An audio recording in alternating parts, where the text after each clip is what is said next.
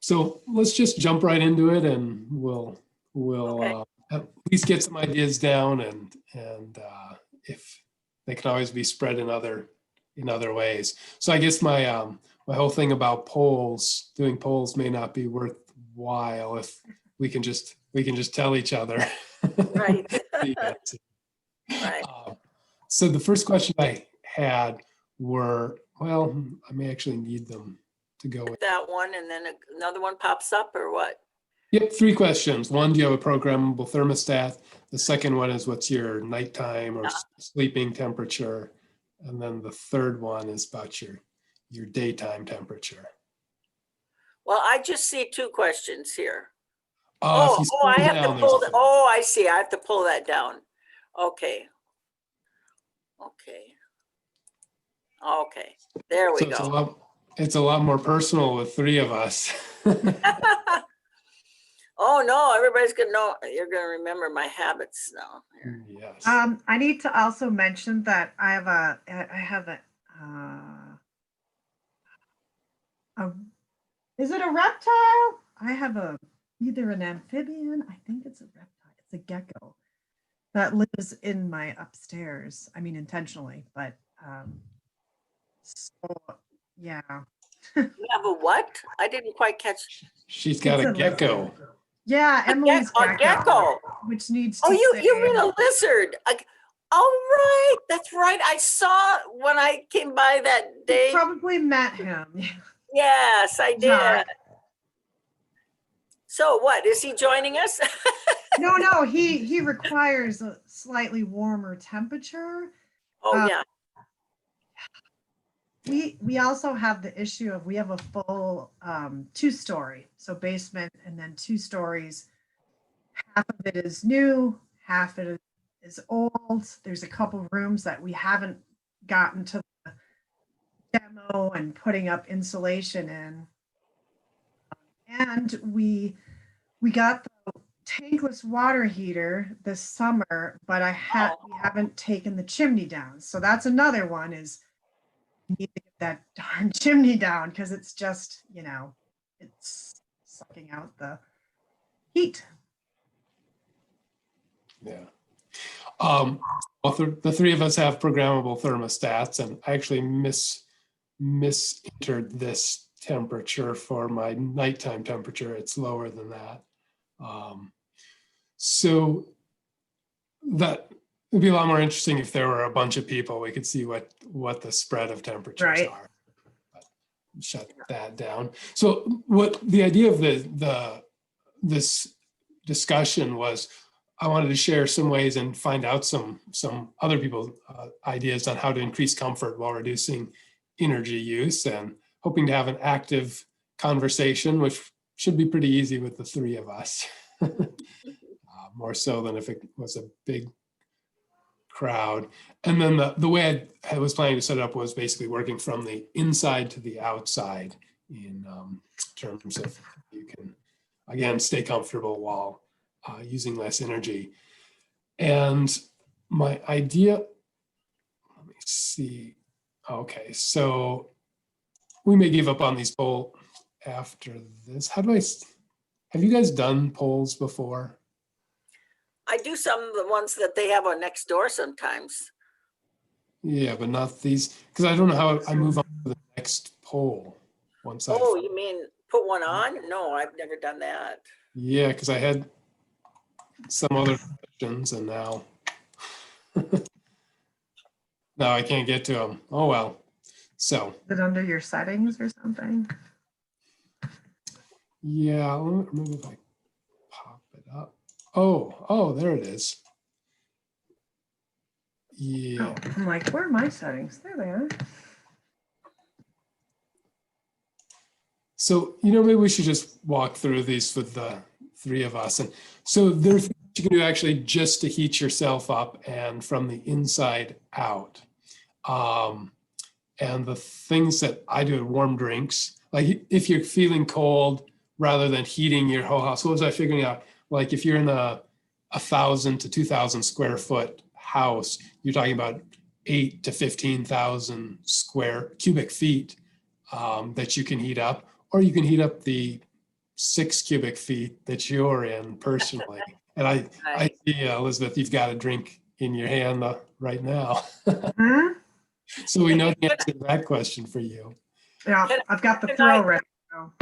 Can I, will this accept more than one answer? Yes. Okay. Or we can just talk through it, right? Yeah.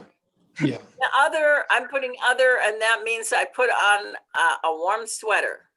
Mm, okay. So yeah, that's what I have for the next set. So things you Oh, actually do for physical activity, this is actually what I kind of related to what I do at work. And I typically am standing for health reasons when I'm working from home at the computer. It does increase your temperature as well a little bit. And then periodically, if you're feeling cold, I think most of us, if we become aware of it, the tendency is to go turn the thermostat up or grab a blanket or something. But if I just chase my dog around the living room for a couple of minutes or go do some exercise, it really makes a quick difference in how comfortable you are. And you can generate a lot of heat. And I'm wondering, do you guys ever do that when you're feeling cold? Do you ever just start moving around as a way to get warmer? Sure. maybe not consciously. I mean, during the day, I mean, I'm usually moving around a lot during the day, and it's only when I sit down, and I've been sitting down for half an hour or more, then when I start feeling, then I put on a sweater. But most of the time I just, just a t-shirt, or one layer of something when I'm moving around and doing things. Yeah. Yeah. Yeah, so that's one thing that I think people forget about is how much heat you can generate from the inside by moving. And even just like I'm a walk in place a little bit. First of all, it's really good for your health to break up sitting time in particular with even a small amount of activity. And then it can make you feel a lot more comfortable as you warm up. Right. So the second question on there was about things that keep you from losing heat at home while you're at home. And you, Jean, have brought up the first one of wearing more clothing, adding a sweater. Right. But that's only like 2 layers, not 3. Yeah. Well, unless you can consider undergarments being your 3rd layer. Yeah. So I keep my house quite a bit cooler than most people do. I do, well, this year it's warmer than it has been in past years because I have a roommate, but 60 at night and 64 in the daytime. Wow.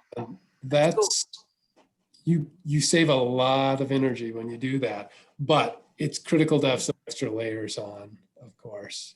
That's Right. still fine for me. I don't need hat or gloves. I know some people have done that. Yeah, I have in the evening, if I'm just sitting and watching TV or something, in past years, I haven't done it yet this year. It's not been cold enough, but I'll put a hat on. Not gloves, but a hat. So I'm going to mark that one. I'm going to mark these first 2. Yeah. And do you? I'll do a hoodie. I have a big, thick hoodie that's like my winter hoodie, and I'll. Oh yeah, Great. that's like a hat. Yeah. I don't like hats, but yeah, hoods are comfortable for me. Yeah. Yeah, don't like my head getting squished by those hats. So do either of you have flannel sheets on your beds? I usually wear flannel pajamas, and when you got flannel pajamas and flannel sheets, you cannot move in the bed. Okay. You're stuck. So I wear flannel. I have regular sheets and I wear flannel pajamas. Okay, so same idea, I guess. Yeah, that's one thing that I share with people.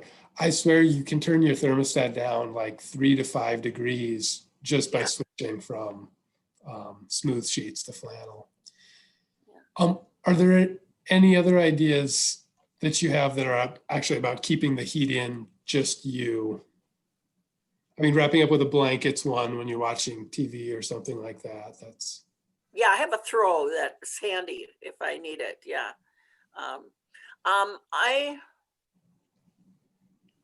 We have 2 cats, and when they're in the mood, they can be a small amount of warming.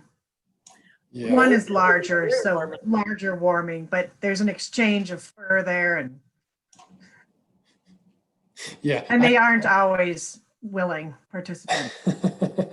I have that listed later on as one of my ideas for ways of personal heating, which is the question about question 3. So again, sticking with this theme of working from inside out, we've gone from generating heat inside to keeping that heat inside, and now adding heat to just yourself. Do either of you have anything? This is a bag that I sewed up that has rice in it. So you pop it in the microwave for a minute, and then you've got something hot that you can put in your pockets. I've got a larger one that I use like if my back is sore or if I'm feeling really chilly. Do you guys have anything like that that you heat up in the microwave? I have one for my neck, like a neck thing, but I have thought of using it to warm up. That actually sounds pretty good. Yeah. So one of the ways I'll use mine, often I use it for my back if I'm feeling tight, but if I ever go to bed and my feet are freezing, sometimes they just won't heat up. So I'll put that on my feet as a way of just heating up that part that needs to be heated. Jean, do you do anything like that? Heating pads of any sort? I do not heat up anything like that. If it is colder, like if it got to be a lot colder outside, I'd wear socks to bed. Yeah, I'd wear socks as well as my flannel pajamas, plus my family, plus I wear a hoodie over my flannel. Well, usually I just had a t-shirt and flannel bottom, and then I have a hoodie thing with a hood over my head, you know, if I'm cold at night. Yeah. And do either of you use a heated blanket? You mean electric somehow, some kind of, no, I do not. No. Yeah, I rarely use one, but there are those nights again when, this is one of the ideas that I was thinking about ahead of this presentation was you've got your thermostat set to a particular temperature, daytime, nighttime, and sometimes that feels warm and sometimes that feels cold. And that's really about you, not the air around you. And so if I go to bed and just my metabolism is shut down for the evening or something like that, I'll warm up the bed for a couple minutes with the electric blanket. So it's nice and warm when I get in, and then I've heard other people talk about doing that. Yeah, So obviously heating the 6 cubic feet of you is going to be more efficient than heating what did I say? So like 10,000 or more cubic feet of your house. So yeah, that's one way to stay comfortable while also saving energy. And there's why I have steal someone else's heat. So be that a cat or a human, right. or a dog, it's nice to have another source if somebody's warm and somebody's cold. I don't have any pets, and yeah, it's just me. Well, I sleep by myself, so you know, I just cuddle up to myself. We just got a one of those memory foam mattresses, and it actually, like, one of the things that it promoted about itself was that it had the cooling gel layer. And even with the cooling gel layer, it's pretty warm, like, because you kind of sink into it. I love it. I love it. I want to be warm, so it's great. But yeah, I get too warm at night sometimes. And I think it's because when the furnace turns on, which seems like it's like every 10 minutes, it gets really warm in our room, but then in other areas of the house, it doesn't. So we have had it where we had a lower temperature at night, but I think someone did the temperate. That's the other thing when you have several people in a house, someone turned up the temp, and I think that's where it's set at right now all the time. So we're not even using the programmable part anymore. So that's something where you really could make an adjustment and save a bunch of energy. So that reminds me of a story about mom, I'm not sure that she'd be happy for me to say this. She's a very intelligent woman. But she was saying that, she has a two-story house. The bedrooms are upstairs. And she said, I've got the temperature turned down to, I'm guessing it was around 58 degrees at night. Pretty Wow. cool. She felt like she turned it down quite cool. But then she said, but I still have just a light blanket on at night because it's so warm upstairs. I said, okay, you can just turn the temperature down even farther because she's not downstairs at night at all. You can turn it down even farther and then use a warmer blanket upstairs. You'll still save a lot of energy that way. And it just never clicked with her that you could turn the thermostat down below that. What seems like a very cool setting already. The other thing about that is adjusting the vents, because most rooms should have a flap that can change where the air is directed. And so if somebody needs it warmer, you could open up a vent in that room and tamp down other rooms. But it really does make sense to heat the bedrooms at night and not heat the rest of the house. I'm glad you mentioned that, because we have this whole finished basement downstairs that we never use. And I never thought about shutting the vents off down there. Yeah, and you have to shut them off at the furnace. So we have a forced gas, and I've been messing around with it. When we got our addition, they didn't. I don't think they did a good job rebalancing, because one of the new rooms, and that's the room with the lizard, is always super cold, and it's like there's a lot of issues with it.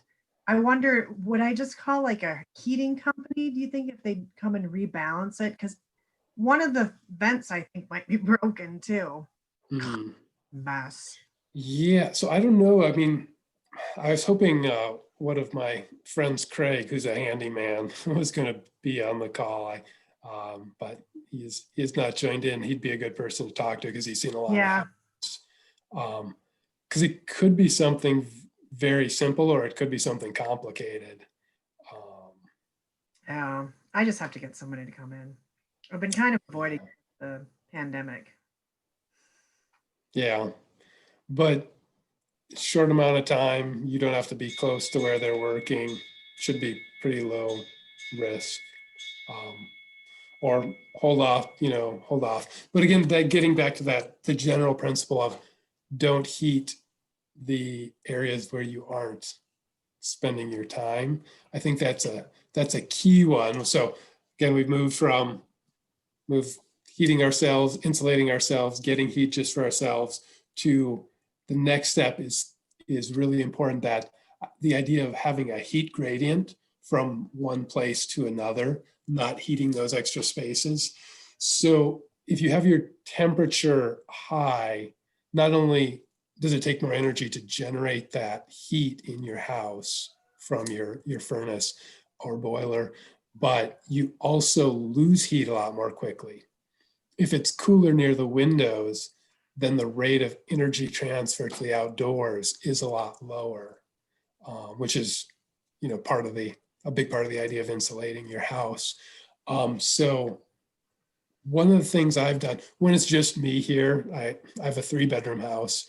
I'll shut off the entire upstairs because there are bedrooms on the downstairs. I shut off one of the bedrooms that I'm not using. When I say shut off, what I mean is close the vents and close the doors to them. So I shut off one of the downstairs bedroom, and then that sun porch, I shut it off, and it's got double French doors into the house. And probably like yours does, it's basically entirely windows around the 3 walls. And I close off the vent that feeds it because I'm not using it, and actually tape over. I've cut out a paper grocery bag, and taped it over the vent, and just let that room get cold, because it means I don't get to use the room, unfortunately, but it saves a huge amount of energy because I know that's where I'm losing it. and I keep the area around the thermostat and the bedroom I'm using, that area is warm. And then as you move away towards the very front of the house, to the back of the house, and to the upstairs, the temperature is lower. So it really cuts down on the rate of energy transfer, energy lost to the outdoors. So yeah, that's one of the ideas. Do you guys shut off any areas of your home when you, like, in that same sense of closing off your I have type? a small house, and it's just a one-story house, finished basement, and there's no door to the basement. So I can't shut the door to the basement. Even if I shut off you're the the- vents, even if I've shut off the vents down there, the heat vents, well, I probably can do that because heat rises anyway, but, Yeah. Yeah.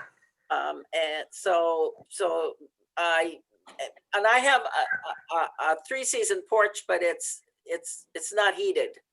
It's there's a Like door. your, to it, it's your not heated, entry. so- Pardon? It's your entry, isn't it? It's like Yeah. it's kind of like a vestibule. Yeah. So it actually, yeah, it does serve that same function of retain some heat and Mhm. on the losses. Yeah. But if you don't use that basement at all, yeah, shutting the vents. Yeah, I need to shut off those Some vents. energy. I don't know. I'm so glad we're having this conversation. Now I will. Yeah. And this is what I think as a country, as a world, we could make a lot of adjustments that are just about, oh yeah, I didn't think of that. We could save a lot of energy that way and really not sacrifice anything. And I know just the things I figured out over a course of several years, many years. Yeah. So it's good to share them. Yeah, So I figured out. I figured I did some homework before, this meeting, just to see what my energy consumption has been, and because I subscribe to a solar garden, Minnesota Community Solar. I signed up about 3 years ago, and so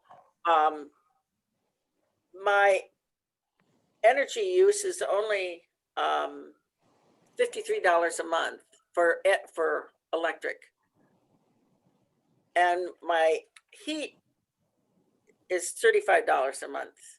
Well, that's on the budget, but over the last Oh, year, that's- it's been $35 a month. So wow, that seems really good. yeah, but I could save even more with the heat if I shut off those vents. Yeah, I know someone in this house would complain if I did that, but that's okay. He's not paying the bill, I am. So anyway, I just thought I'd share that.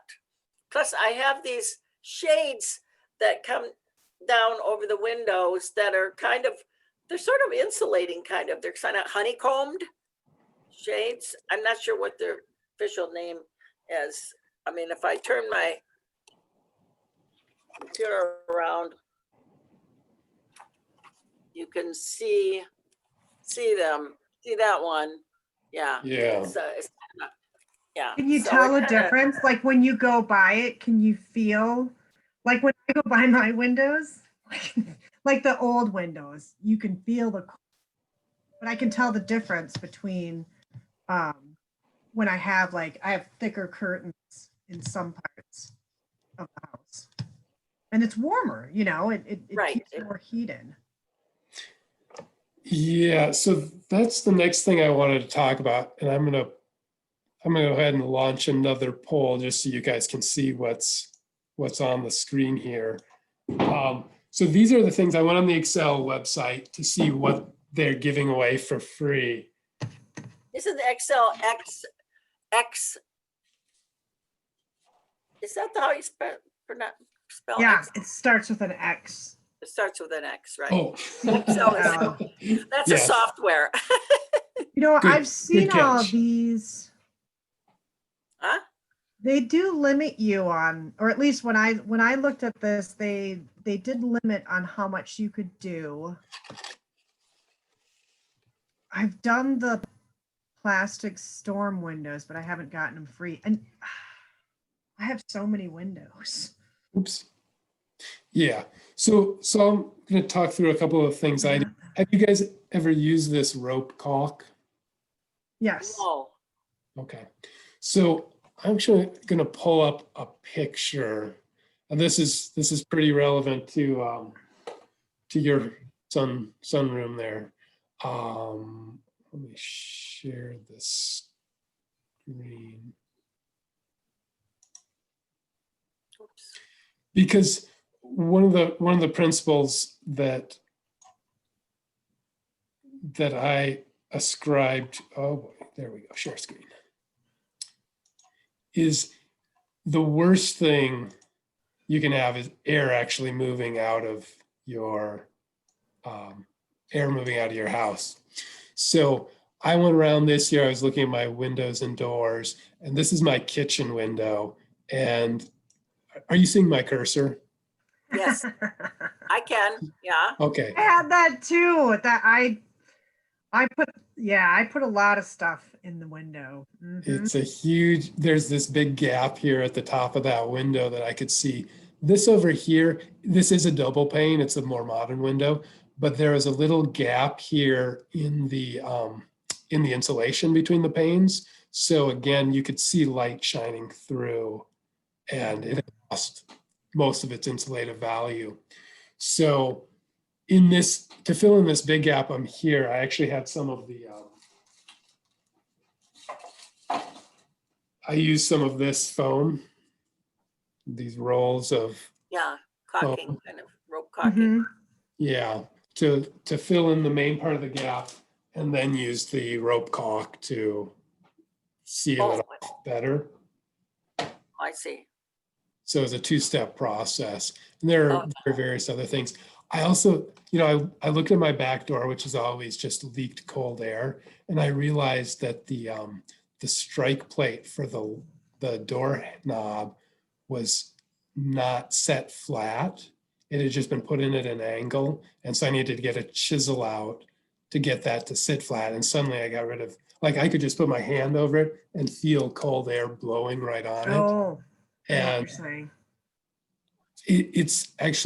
it's really easy to go around and feel cold air blowing once it gets to be November or December, and realize all the places that you have holes in your windows, because I've got original windows as well in most of my rooms. And similarly with the doors, you can just kind of figure out where you've got literally cold air blowing into your house and warm air blowing out of your house. And you need to stop that before you worry about any other kinds of insulation, especially if you want to be comfortable. Right. So Elizabeth, you said you have the plastic sheeting, the indoor storm windows, but don't. But I've done it's the ones you use with the hair dryer, right? Yeah. Yeah, I've done them before, but I think, I feel like it kind of helps, but how many windows I have and how much hair dryer use, and I don't know, I'm like, there's got to be a better solution, but. Yeah, so I'm gonna grab. And also, like on some of my windows, like in this room, I did them one year, like when we first got it, and it ripped all the paint off in strips. Maybe that was just new, or I don't know. Oh, Like because it was can you say that again? the window, the sticky stuff ripped the paint off my trim. Oh, yeah. So when you did it, so that is a problem. I just had a little of the varnish came off on some that I was pulling off. Yeah. Also so it's hard to get like that air pocket because I have like most of the windows are double windows, and you've got the sill, and then that's where it is going across. So there's just like this weird space that it's kind of tricky to get to. Yes. So let me tell you a couple things I do, because that's kind of a lifesaver in my house, because my windows are in kind of bad shape. first of all, when you said the paint came off, are you putting it on the outside edges that are perpendicular to the wall, or were you putting it on the face? Face. Okay. So what I do, this won't necessarily work for every window, but I've actually got it like at the top of the window frame. I put it on the top and then down the sides. Do you have a sill on yours? I think that's where. Yeah. 'Cause it Yeah. actually will- okay. So here's the thing. I did not get a picture of exactly how I do it, but basically I'll come down the side, and then this year what I did was I actually twisted it and just went across, since it's double-sided tape, and just went across, and I went underneath the sill, Okay. completely underneath on the bottom of it. And you're right that it's not a flat plane because it has to come out at the bottom. But as long as you've got tape all the way around, you will get a seal on it, and it actually doesn't look that bad. I mean, obviously, so the sheet comes down over the windows, and then it has to bow out a little bit at the bottom. Yeah. And with me, I actually don't use the hair dryer, and I reuse the same pieces of plastic from year to year. Okay. I was going to ask you, so you take them all down and you put them all up every year? Yeah. Okay. Yeah. But you So I reuse haven't them. been in the sun porch because I've just closed that off, but I've been thinking I'd really like to have access to that room, so I should use it. And So even if you don't use the hair dryer, it still does the layer? I mean, it doesn't need to be tight? Sorry. no, so what happens, I'll run through a couple of pictures. Here's an image of the condensation that you're talking about. Mm-hmm. Yeah, I have some windows upstairs that are like that. Yeah.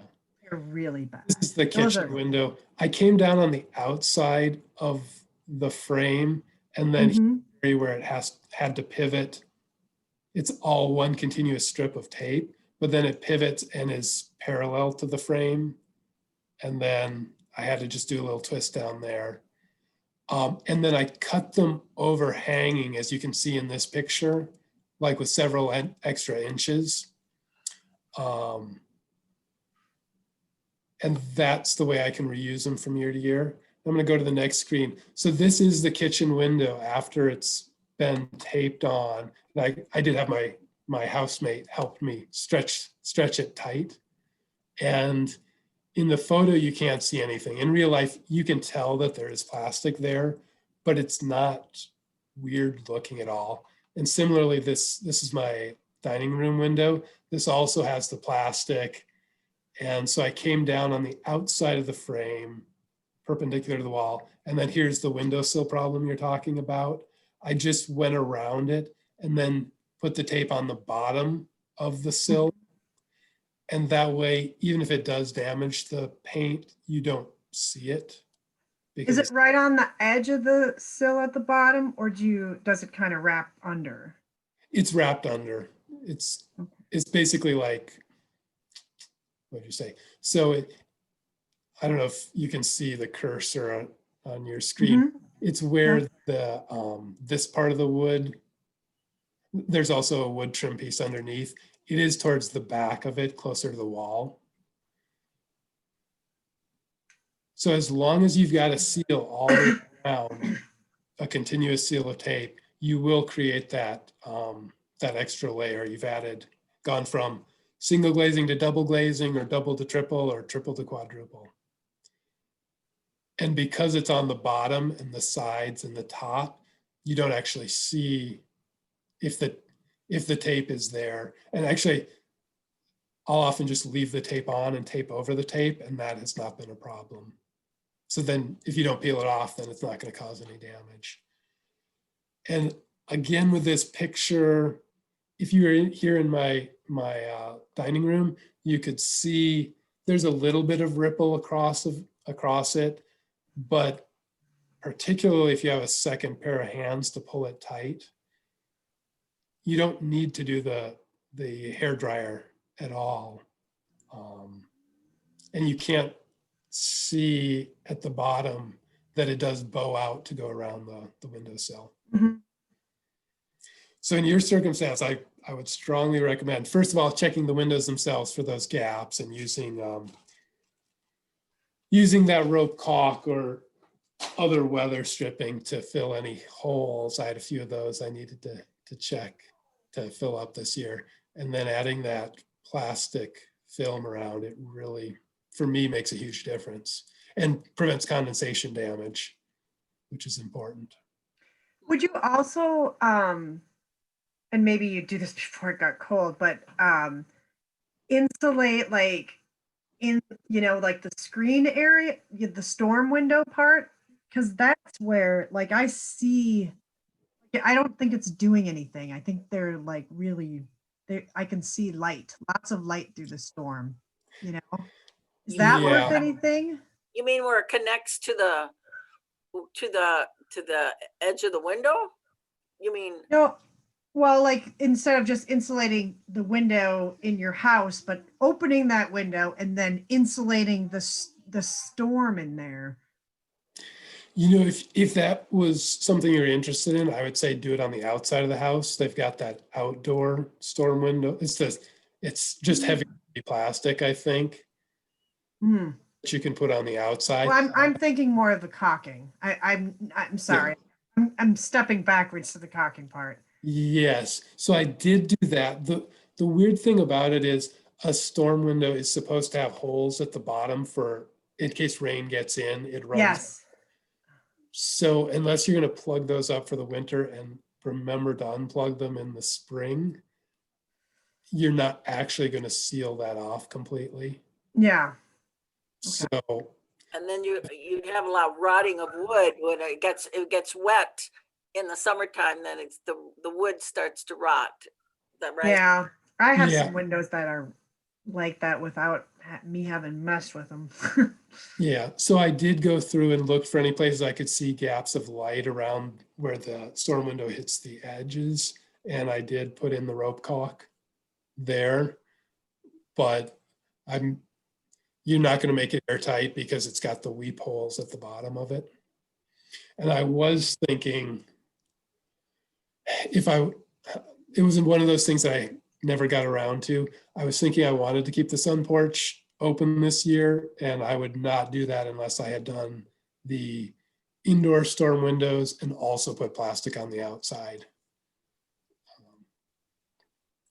Because I figure that's the one way you can actually get, keep the heat in.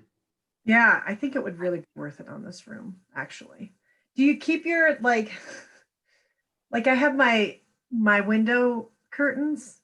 You just put those on the outside then? Yeah, so I'm still screen sharing, right? Yep. Yeah. Yeah.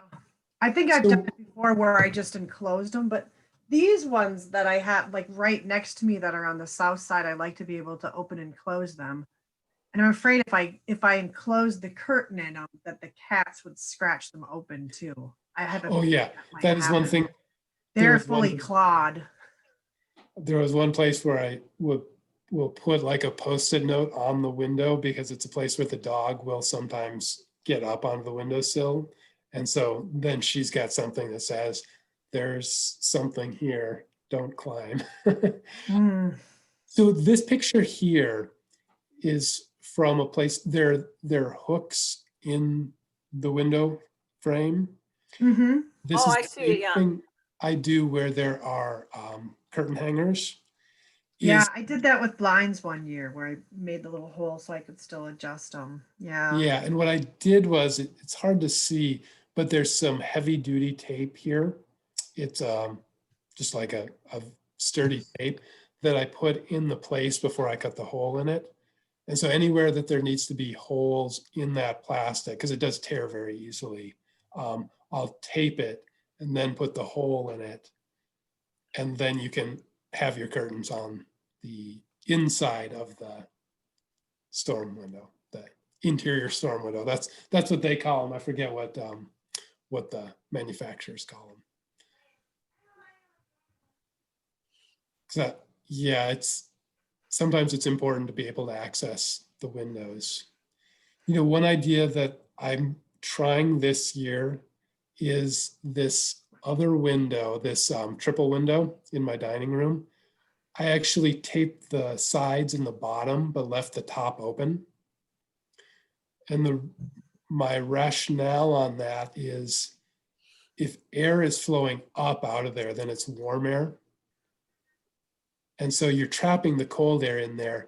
And I may end up needing, when I'm working, I may need access to the blinds to prevent, because I'm sort of facing that wall.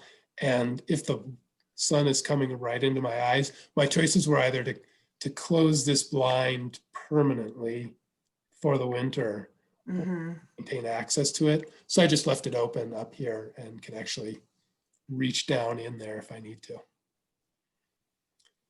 So those are some ideas for what you're asking about.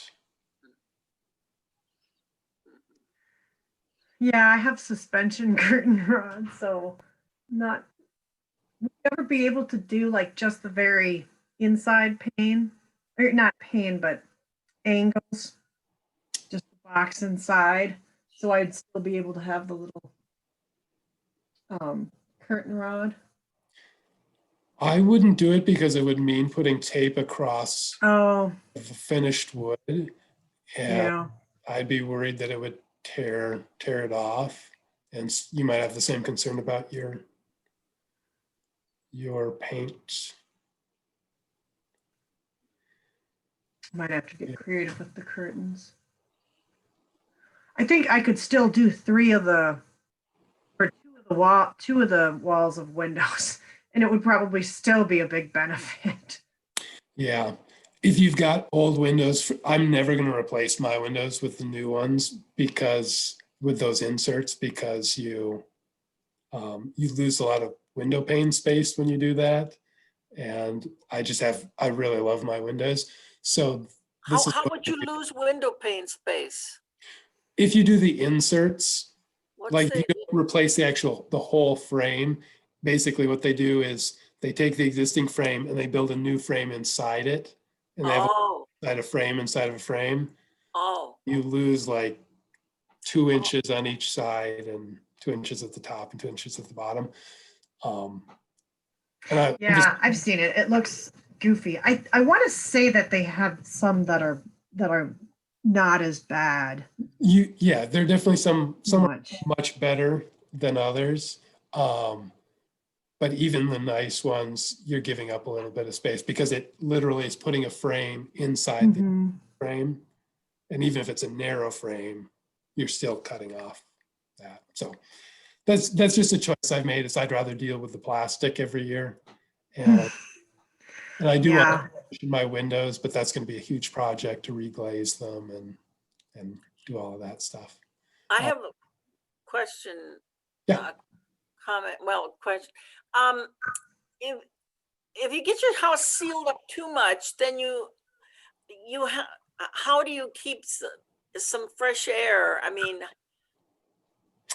okay, well, I have forced air furnace. Now, does that allow fresh air to come into my house? I mean, if I get sealed up too much, then you don't have some exchange of air. I mean, now they get so stuffy. I mean, you get bad air inside. What year was your house made? Built? 1926.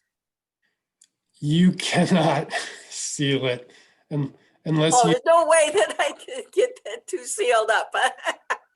No. Okay. No, I wish. So someone else I invited actually works for what's the neighborhood energy. I forget what their acronym is. He does blower door tests and a house. I've had that done. Are you talking about the Center for Energy and Environmental? CEE? Yeah, I've had them out a couple of times since in the last 10 years since I've been here, and they did that test, the pressure test. And they said I was really, really good. I was super on that. But anyway, you can what you were saying is what, huh? You can improve it quite a bit, but you're not going to suffocate in your home if you've got a home built before 1970. Yeah, it's just not. There were new windows put in on the one side over here, brand new windows at one point that are much better than some of the others that are the original windows. Yeah. But you also are, if you have your attic bypasses, which we'll get to in a minute, sealed, particularly with spray foam, and if you do your sill plates sealed with spray foam and all of your windows are replaced and your doors have new weather stripping in them, that's a sort of situation where you could start to have problems. But we're also talking about basement windows. It's unreal. It would be a rare person who spent enough money to seal their 1920s house off well enough to cause a problem. It's mostly an issue of like when you have a new furnace installed, making sure that it's gets enough fresh air. But most new ones are, if you get an efficient furnace, it's I have one. from the outside anyhow. Yeah, you have that Yeah. little loopity doop thing out the side. Yep. I have, there's a thing where I could go outside and I hear air coming in and out of this tube out of the side of my house. Is that So, one so fresh that, air coming in? that's your furnace and water heater, if you end up replacing one, that you get them vented that way. Uh-huh. Because then they're getting all the air they need to burn, however much they're burning is coming from outside. So Yeah. All right. yeah. So I don't know, Elizabeth, have I inspired you at all to try sealing off those windows? Oh, yeah. Yeah. I like the idea of putting it around the outside. There's definitely some windows where I don't care whether or not the curtain, it could just stay closed all winter. And I have some really old. Yeah, I have some of the windows are they've had too many years of damage and they're really bad that I need to replace them. And yeah, that's also, I don't like losing any of the light, but I've got a lot of windows, so. Yeah. If the wood is heavily damaged, then there's not much you can do about that. Yeah, yeah. There's just it's mostly the ones on the south side. When we did our remodel, we ripped off like basically kind of the whole back and side, and replaced all of that and built it out more. So then that's all new windows. And I have to say it's really nice in that part of the house, like because the windows, they're not super drafty. Yeah, it's definitely a trade-off for people who don't have time or money to rebuild their windows. It's Yeah, cheaper to replace them. I do feel like, well, this is kind of by bias, a window that's lasted for 100 years now, if you take some good care of it, if it hasn't gotten to the point where the wood is actually rotted away, yeah. it's a well-built window. It's something I'm going to try and keep. And you can do a lot with rebuilding them, but that's either money or time, but it'll also last you another 100 years. Yeah, that might be what I Alex, you decide never to do on this room because they're just really nice in here, and I feel the same way.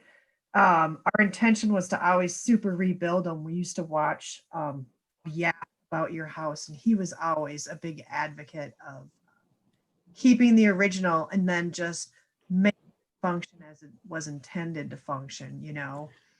Yeah. So I would love to put together an activity post-COVID where people get together, all of us with old windows we want to restore, and just have like a big restoring windows party and of moving from house to house because it's a lot. How do you clean these windows? You can't. This new ones over here, I can pull them out and get both sides of. Yeah, I have to say, I sides do of like the windows. They pull out all the way up, but the old ones you can't do that. There's no way to clean them. I have some that won't even open. They're painted shut. Yeah. Oh, no. There's a way to clean them. You take off the storm windows, you get on a ladder, and you clean your windows. You'd have to, well, I mean, taking off the storm windows, I mean, that's like pulling off this whole frame. It's a project. Well, yeah, Yeah. not just to I get actually clean have to, windows. I need to, what's the glaze? I need to reglaze all the windows, which I don't mind. I've done it and I enjoy it actually. And I love the smell of the linseed. But it's a lot because it's 7 windows. And you doing what to them? Reglazing. So, you What know, does that mean? on the outside, you have your, I think, mullions or muttons or something. Mullions. Yeah, the ones that crisscross. You know what I mean, right? The top part like that. Each of those glass panes is set in there with a little piece of metal, little glazing Yeah, point. glazing tips, and then they put like window putty. They put window putty over it. I remember my dad doing it over. I see. I remember my dad taking all the storms off and putting them back on. I wish I still had all those storms on this house because those would actually be worth something. You know, like they would actually insulate how my parents' old house was. Those are some nice storms, but Yeah, there's a trade-off. They're more work, but and storage. You have better. Yeah, they're much better. They're much better, but you have to store them. I have crappy aluminum storms that they put on at some point. I've thought about whether it'd be worth it to go to replace my combination storms with the actual storm windows and screens. Maybe someday. Maybe just specific ones, like you said, the ones that you use the most. Yeah. Yeah. All right. Well, let's move on from windows for a minute. We can always come back later on. Yeah. Time's moving on here. Yeah. What else is on the agenda? So in addition to windows, talking about doors, have you guys checked your doors recently to see if you've got air flowing through them? No. Yes. Okay. And did you, Elizabeth? On the back door, I think I have the same issue that you have where they don't have that plate set right, because I'm like looking at it and I'm like, I don't even know how I can insulate that. But I think you might have it right there with having to reset that. So let me show you something. Before I've been using the foam. That's all I had used, and so I went around my doors where I could feel air and put different thicknesses of foam, that foam tape on, and then Excel also gives away this stuff, this EDM something around EDPM, and so this is like a tube. Right. And got a lot more compressibility and it's more durable. And I just went and did my back door, the interior door, and now I have to lock the door to keep it from blowing open because I've got it sealed so tight that it's got a little bit of pushback on it. So it's made a huge difference in the amount of air coming in. The storm door I still need to do some work on because at the bottom, there's been some rot, and so the plate at the bottom has dropped. So now there's a big gap. I need to take care of that. But yeah, doors will let a huge amount of air in as well. So that's been cooling off my basement. The front door, it's probably too dark to see. I actually close an interior door to the entryway. So there are 3 doors at the front, keeping cold air out. So Jean, you said you have not checked? No, I haven't. Now on the front, I have this, the porch, which the outside door to go to the outside, but, and then there's an inner door that goes to the porch. And I think that's pretty well insulated. And yeah, I really haven't checked. Yeah, The back door, there's a little entryway in the back with the outside storm door into the entryway, and then there's the door to the kitchen, and I have not checked that either. Yeah, But so that's great. You've already got that gradient established by having the exterior areas, the front porch and the back entrance, keeping the cold away from the interior warmest space. But Yeah. literally all you have to do is move your hand on Right. a day. A windy day works great. Move it around the edges and particularly over where the door handle is. And Right, if there's a lot of cold air coming in, you're going to feel it. right. And the solutions for that, I'm still learning about those. They're a little bit different than they are for Windows, but same idea. If you know that it's there, you can probably come up with a solution, or a handyman could definitely take care of it.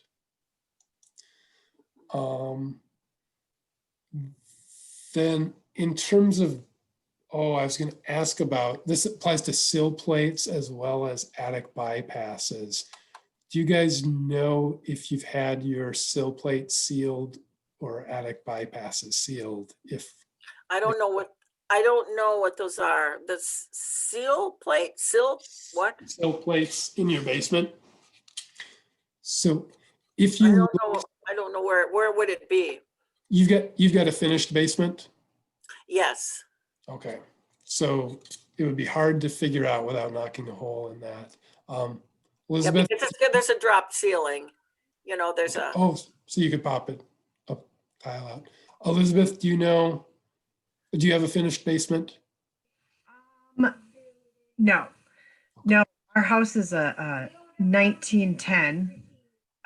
So we have it's like a walk through time of foundations. We are missing a crumbling, like it's not like a Victorian, 1900s, but it's pretty old. I think they've replaced some of the foundation walls, and then we have the new addition that's new. That one, I think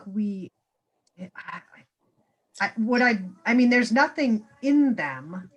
Yeah. So typically the way a house is normally built is you've got your foundation walls, and then the long way down the middle of the house, there's probably one giant beam that has posts supporting it. yeah. If the basement's split into halves, basically, by one giant beam. And then running from the top of the wall to that beam down the center, there are a bunch of the floor joists. Mm-hmm. Yeah, I can't see those because of that ceiling. That's the drop So what ceiling. happens is along the foundation wall, everywhere the floor joists run in, they're probably like a foot apart, maybe 16 inches apart. The joists supporting it. Depends on the age of your house, I think. Yep, and the wood that it was built with. There's this rectangle at the end where the floor joists are, and then it's the exterior sheathing of the house. So you got your foundation wall with the joist sitting on top of it, the floor up above, and then on the outside, there's typically just might be plywood, it could be various things on the outside, and then there might be insulation outside of that, and then your siding, whatever it has. So what you can do, get a rectangular piece of the pink solid foam that's cut to the size of that hole, because there often is no insulation at that level in the basement. And so you basically, the ideal way is to put it in and then use spray foam around the edges to seal it off airtight. I've done this room I'm in, we did that we did that in the, we did it on the 3 walls. We didn't seal it in though. We just put it in there tight. Yeah. That's what I've done, because there are some issues with that spray foam being toxic if it gets wet or if it doesn't cure correctly or something like that. It And kind of ages icky too. yeah, it's gross stuff to work with, basically. So yeah, I've done the same thing. I just cut it nice and tight and shove it in there well to provide some insulation and to cut on the airflow, because just the way the houses are made, particularly our older houses, there's going to be some airflow through those. And by putting that insulation, it cuts down on the airflow and can cut down on rotting of those sill plates. And so is yours, so Jean, you don't have, do you have live in a bungalow? Yes, Okay. yes, it is a bungalow, right. You got an attic upstairs, but it's not one that you use? You can't, the only way to access, there's a hole in The crawl space, right? there's a hole in the ceiling where you can get up into the attic. That's the only way to get up into the attic. And Elizabeth, is yours a 2-story? Yep, but I have the same as Jean. There's a hole. It's insulated. We have it's ugly too, but it's the big pink thick guy. Haven't gotten to the part of where we actually finished that part off. And when we added on, it was a full, addition. So we had to re-roof. And I think we re-insulated everything. I think I was working full time at that, point. So I'm not sure exactly if we. How long ago was it? 10 years. Okay. So hopefully they sealed bypasses if you had them. I'm going to share my screen again. I think they put in, I think we have a ridge vent. Okay. So in a typical bungalow, there's going to be kick walls or knee walls up in the second story. And so Jean, you probably have these where. I have no second story. Yeah. I have no second story. It's just one. The upstairs, what's above your first story. It's just full of insulation. It's just a thing that's full of insulation. That's all. What's all it's there. If it's just insulation, it's probably not as good as it could be. So well, no, I had more put in. It's cellulose. In 2016, 2017, 2016, I had an extra 6 inches of blown in and cellulose insulation. And so they had said that I was up to I was really good on my insulation. So good on Like my R something. yeah, I've got it here. If they did it that recently, then I'm guessing they probably sealed any bypasses that needed to be sealed. What happens is in the bungalows in particular, and it could be the case in your house as well as Elizabeth, it's just not as guaranteed as it is in bungalows. Whenever you've got a knee wall or a kick wall in particular, the same way there's the sill plates, there's that gap in the basement. There's one that's rotated 90 degrees in the attics where you've got the wall studs coming up in the wall, and all the air or all the heat that gets from your room into your wall will rise up between the studs, go out into your attic space. Oh. It's actually responsible for ice dams. Like if you don't insulate your kick wall, right? No, it's not insulation. It's sealing the air. It's actually more important to seal the air, and there's no point in installing insulation if you haven't sealed it. So what you do is you use the same idea. You cut a rectangular piece of foam and you put it between the studs at the top of the wall. It may be, given that you guys don't really have access to your attic. Oh, yeah, I don't have the knee walls. I have I don't have any access to way up there. And yours actually might have wood where most bungalows need to have something added. You may actually have like a 2x4 or a 2x6 that blocks the air from flowing. Yeah. And hopefully when you have the roof redone, they sealed it off. But Jean, the idea is if you just have that gap, you can keep adding insulation on the top, but it's like putting sweaters on top of yourself and not having a layer that blocks the wind. You actually want to stop the air from rising through your walls and through the walls. I She- see, through the walls. She probably has hers sealed off too, because you don't have. I wouldn't even be able to even see if there's Yeah. anything like there or not. I'm not going to go up into the attic.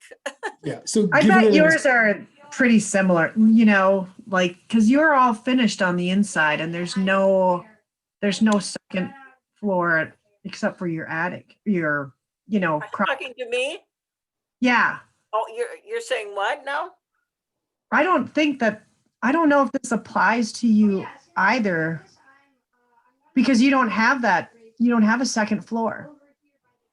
Right, I don't have a second floor, but wouldn't it still, I mean, if, I can't visualize what you're I know, I'm talking having about, Reed. problems. Yeah. I can't Yeah. visualize what you're talking about. So, I mean, I can Right. see what you show in the pictures here, but I don't have a second floor. If I- I were you, I would probably assume that if it was done in 2016, unless you went with Joe's Discount Insulation and Plumbing guys, they probably made sure that it was done correctly. Oh, good. I hope Yeah, so. I think you're probably good. It's the idea that you stop the air from flowing. It's like plugging the gaps in your windows before you worry about like having insulated curtains over the top of them. Right, Insulation doesn't help if air is blowing through it. But right. I would guess both of you are probably fine. My parents had a bungalow and we had the knee walls upstairs, you know, 2 rooms on either side and the stairs up. And in my one brother's room, they had their closets, but then they had like these weird doors and they just went into the attic. They were fun, put stuff, but they were super cold in the winter and it was super hot. Like it would get so hot in the upstairs. That's probably Yeah. the reason. Sounds like the house I grew up in. Yeah. Yeah, it was awful. Yeah. So let's assume you guys are in good shape. But if you ever notice ice dams, when I see people put the electric heaters on their roofs, I think, man, the money you're spending on that, you should spend to stop the problem. Which I have no ice. I've had no ice dams, Okay. no icicles Yeah. hanging from And the I think we edges, had no, I ridge vents, which kind of keeps the flow. Yeah. So your house doesn't heat the roof up and melt it in that one spot. Yep. Yeah. So the other thing I want to talk about, I think this is getting to the end here, is something I just figured out in the last 2 years. Do you ever clean the flap from your dryer vent? I have a oh, the thing. Oh, I see now what that is. I couldn't figure out what that was. Yeah, this is on the outside of my house. Yeah. And I had a new one put in when we did the addition. I had him put the laundry on the upstairs. Oh. Ooh. So I haven't checked it in 10 years, I can tell you that, but I don't even know where it goes. It goes Yeah, I wonder how they've set it up then, if it's high. If they went through the roof instead of going through the side, the wall of the house. I don't think so. I think they Okay. went through I'm gonna have to check on that. TBD on that. I don't Okay, so because nothing One- else goes out through my chimney.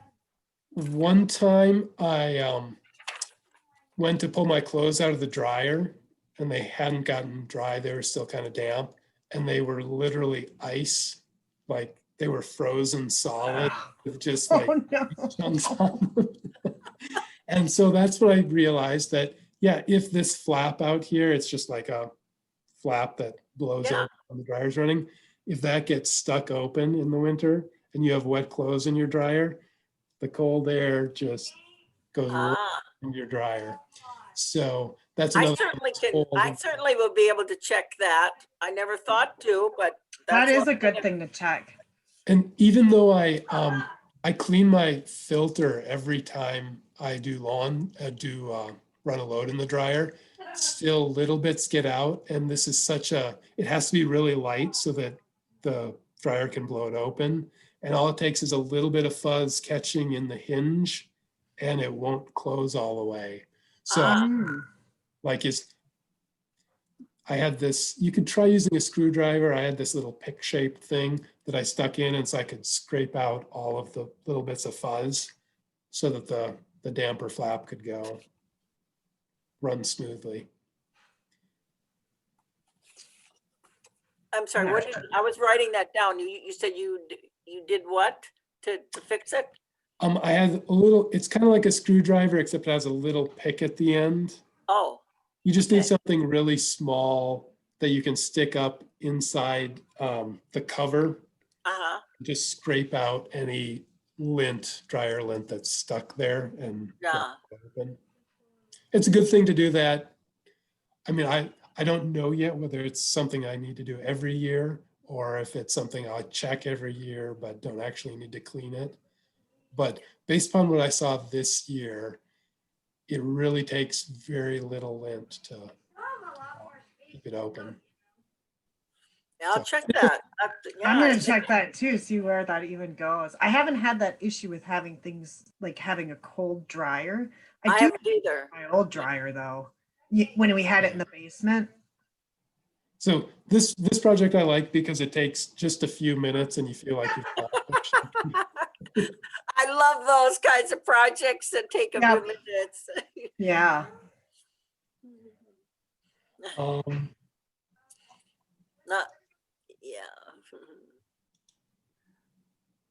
So yeah, that really covers what I wanted to talk about.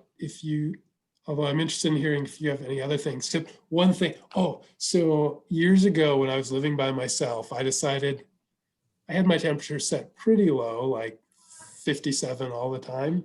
It's like, well, I wonder how 56 would feel.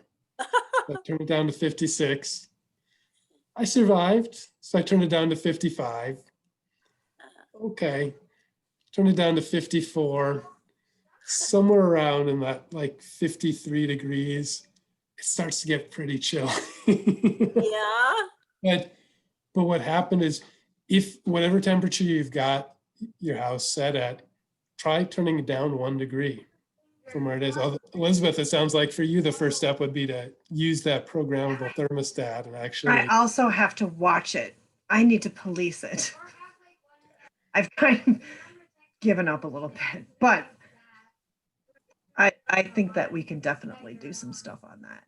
Yeah, and talk to them about, you know what, if you're feeling cold, do some jumping jacks or something. There are ways to warm yourself up. And Jean, I know you'd said that you often are wearing a t-shirt around the house. Yeah. When you're up and about moving. Have you thought about turning your temperature down and then wearing more layers even when you're up? Yeah, I could do that. And maybe my partner here will start wearing clothes. So I don't know. He runs around in his skivvies all the time. You know, just maybe I could force him to start putting some clothes on. It's that thing, we've all got our habits, and you're just used to setting the thermostat at a certain place or wearing a certain thing. And I'll look around and people are like wearing short sleeve t-shirts in the winter. You see them running outside of their house, and I'm thinking, why don't you just turn the heat down in your house a little bit and dress appropriately for Minnesota in the winter? The only thing that I'm very guilty of is I like to wear my sandals year round, but I do switch to thick socks in the winter. And when I go outside, obviously, I put my boot around the house. My toes got to be free. You know, I didn't put that. Like I had fleece lined slippers for a while. Those, yeah. Oh, yeah. Oh, I love my fleece lined slippers, you know, but I get into my shoes as soon as I get up in the morning. I mean, I'm a shoe person. I really am. I wear my shoes until I go to bed. So I think what I encourage people to do is just turn that thermostat down 1 degree and then change your behaviors a little bit and see, Mhm. if it makes you miserable, then turn it back up. But Yeah. really, it shouldn't be that hard for most of us to lower the Well, temperature a little bit. I mean, I'm in my middle 70s now. And, I got to be careful that I don't put too much stress on my body. Um, and Francisco, he's heading up that direction too. Like, and so it's like we're both we don't want to get sick, but You might just be, Oh, you might just be good, and I think your uh, your house is super insulated, Jean. Like, I think you're probably okay. yeah, you're not wasting a lot of energy judging by what you said your bills are. right, But right. but nevertheless, it's still like I get your point, and I'm not telling people to be miserable to save energy. I'm saying a lot of times there are ways you can save energy at really no cost, like wearing a little more clothing. If he would put a long sleeve t-shirt on to run around the house, it's not going to make his life bad. Right. He would have to force, I don't think he can even figure out the thermostat. So, So it's something to experiment. But you reminded me of something. I know I'm not going to go this far, but I think it's someone from Transitions, claimed that once they started turning their heat down lower, they never got colds anymore huh. because there's less of a shock going in and out. And when you turn the temperature down, the relative humidity goes up. Huh. Really? Work like with the same amount of moisture in the air, if the air is warm, it's a lower relative humidity than if the air is cold. And so I find my skin is a lot less dry now that I live in a colder Well, I house. think when your furnace doesn't run every 10 minutes, that dries the house out. So I think there's a big benefit for us. I have a humidifier attached to I had this when I got my new furnace. I had this humidifier thing attached to it. Yeah. Yeah, Is it April Air? Yeah. Yeah, that's what I have too. Elizabeth, I'm suspicious that your furnace is too large for your house. Why would that Why be? do you She's think got a big, that? I she's got wonder. 2-story. Either that or it's a shame you didn't go with a 2-stage. You said that it runs on and off frequently. Oh, I might be exaggerating slightly, but yeah, Okay. I could probably time it. And I think it's just because we're heating kind of a big house. We've 3 bedrooms and 3 bathrooms. We don't heat the basement. I have all the vents shut there. And then some of the vents, like the kitchen is right over the furnace, so that's closed. Or it's not closed, it's open a little bit, but it's like it feels like it's full blast, but I've checked the vent at the furnace. I think I'm going to look into having someone come out because I think there's one of those vent things. I think it's broken that goes out to this new room because it's like no matter what I do, like I can't get any heat to this room. So I think I need to call a professional. Yeah. Yeah. Do you know if it's a 2-stage furnace, so it has a low and a high setting on it?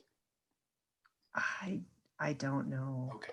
Because It's new. I mean, it's 10 years old now, but it was, yeah, so that would have been probably around the time they started making them.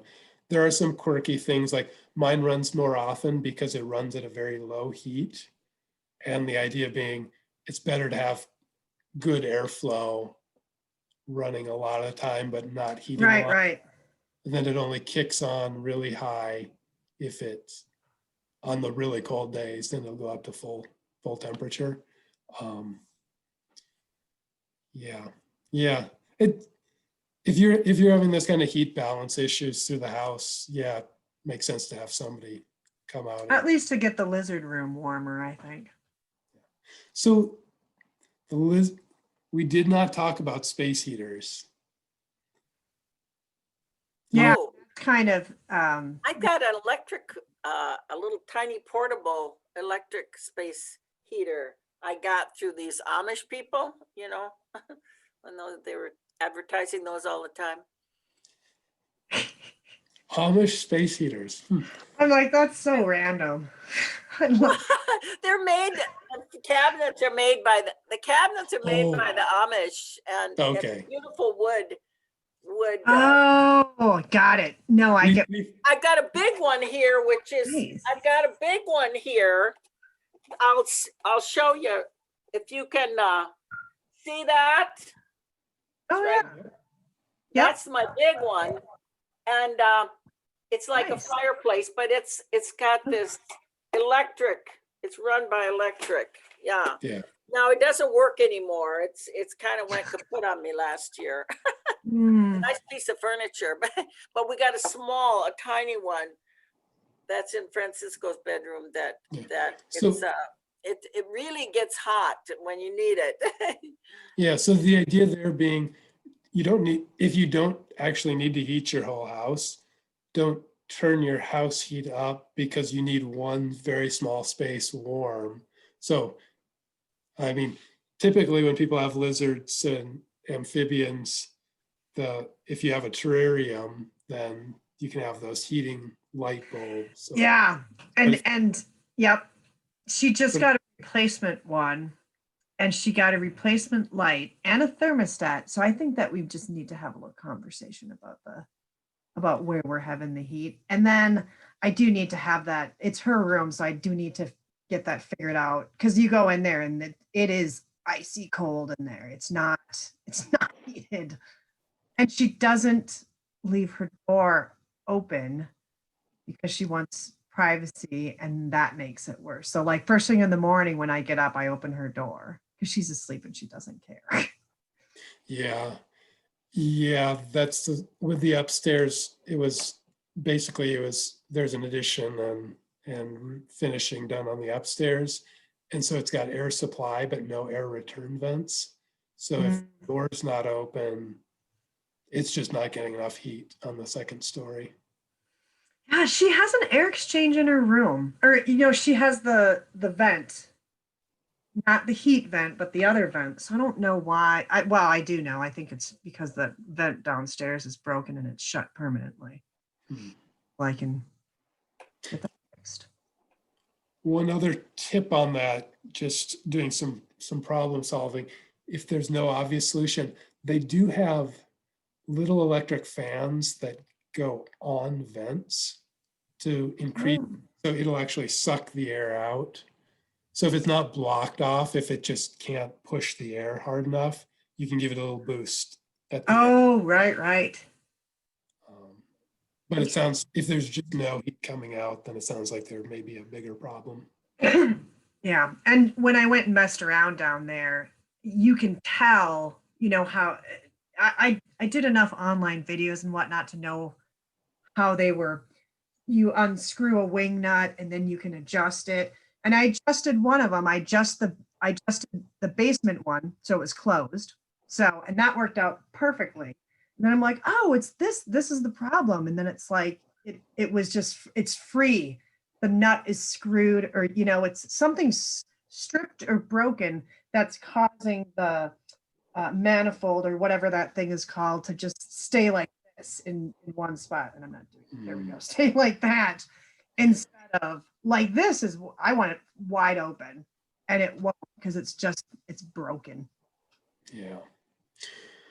Well, yeah. So that's that sort of thing of, I'm impressed that you went down and figured it out, because so often we just put up with things in our house. And But it's been 10 years, so I mean, don't give me any credit. But this has been very helpful. But I have little ones that are wanting my attention, and Yep. Time for us to this has been get on super with the helpful. rest of our evenings. It's getting late. Can you just go to Excel's site to order those things? Yes. Because then I can just find it then, because I think I'm gonna see what I can get. And You if just have to spell it correctly. reusing them does make a big difference to me, actually. Yeah. I just decided I'm not going to throw away plastic every year. I'm going to buy tape. The tape's actually almost as expensive as the whole kits, but you're not wasting all of that plastic. Right. Well, if Excel will, you know, give a little, I know they won't do your whole house, but you know. If you reuse them though, I think it's each year you get to order Right. some things. So after years, you should end up with enough. And Right. they also Well, go. I have the plastic. I saved the plastic from my mattress because they put it in a bag and then they wrap it up like to make it shrink into this little, it wasn't that big, but I mean, it was pretty big, but I couldn't, it's just been like a couple weeks. So I could actually think about using that too, right? Couldn't you use other plastic maybe? If you don't care for the opacity. Yeah. I would check on the kind that they use has no smell. I don't know if the plastic bag that you used, it might have some of the foam smell in it.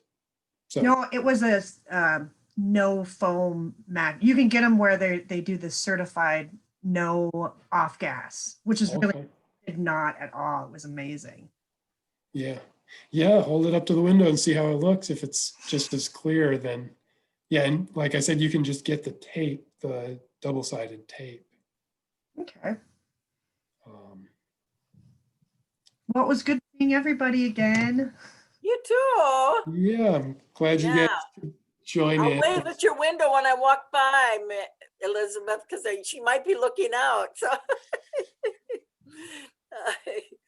Yeah. Right. Well, I hope you'll both have a good holiday season. And Thank you. Yeah. And I guess nothing's on the schedule yet for the next transitions meeting. So we'll. Right. I will be reaching out at some point. And I start out with a wide net to see who wants to help out with Charge Your Yard. And we will do it this year.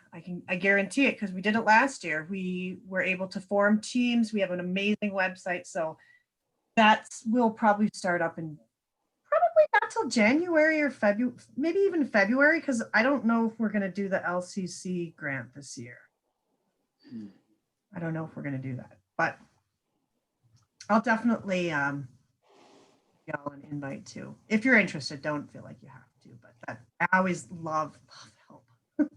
well, I probably will. I mean, last year, yeah, it was. And it the first couple of years we did it, I think we had more interest, but it kind of like it starts to dwindle. I think this year we had less people, but we didn't need as many people. I think it was also challenging because of COVID. I mean, to be honest, you know. Right. All right. Thanks so great much to for see you doing this, guys. Reed. It was great. Right. Well, see you at the next Zoom meeting, probably. Yeah. Okay. Happy holidays. Happy New Year. Thank you. You too. Yes. Bye. Bye.